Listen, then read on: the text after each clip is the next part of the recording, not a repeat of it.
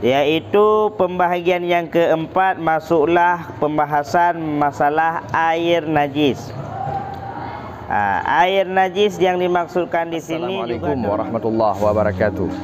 Teman-teman semua, insya Allah hari ini kita akan mengutip pembelajaran di kelas 2B bersama Ustadz Nofrizal, ngaji kitab kuning. Ayo kita kepoin.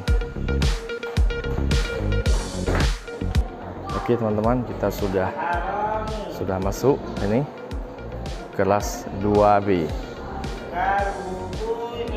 Ustadz sedang membaca kitab kuning.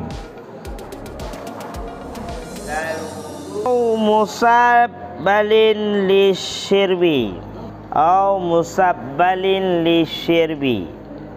Muhammad Daniansun. Nah, kitabnya dikasih ke orang. Pak Suradri. Di minggu lalu tentang macam air dari pembagian yang secara global, yaitu pembahagian yang keempat, masuklah pembahasan masalah air najis. Air najis yang dimaksudkan di sini juga termasuk air mutan najis. Kalau air najis itu memang air yang tercampur dengan najis, tidak dapat kita basuhkan lagi air tersebut. Tetapi ini air mutan najis juga termasuk.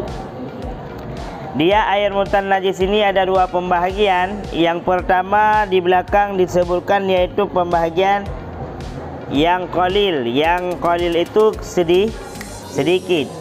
Maksudnya bagaimana air najis yang sedikit ini, yaitu wahuwallazi, dan dianya air najis itu air yang jatuh di dalamnya najis. Yang jatuh, yang tercampak di dalam air tersebut benda najis. Taghayyara amla, berubahkah ia atau tidak? Kalau air, kondisi air yang sedikit, misalkan satu peluk aqua, adapun satu botol aqua gelas, ini jatuh satu benda najis, maka ini air ini tidak perlu dilihat berubah atau tidak. Secara umum memang dia pasti dianggap air najis, karena tidak dikaitkan, tidak dilihat, ditinjau berubah atau tidak lagi, karena kondisi air sedikit. Wahwa, dan wahwa, waw pada wahwa di sini bermakna waw hal sebenarnya. Walhalu, padahal keadaan, sesungguhnya air. Paham?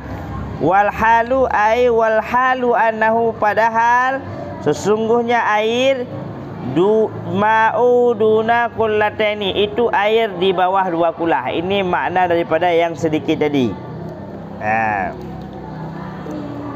Yaitu air itu di bawah kondisi dua kulah.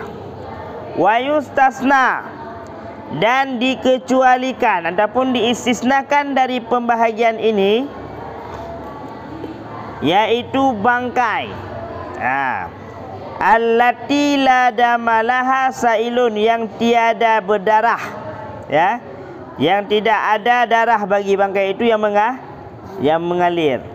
Jadi bangkai yang mati di dalam satu air, adapun dalam sedikit tempat air, nanti inda qatliha, ketika dipukulnya, ketika dibunuhnya bangkai tersebut, kira-kira tidak ada kondisi darah yang mengalir.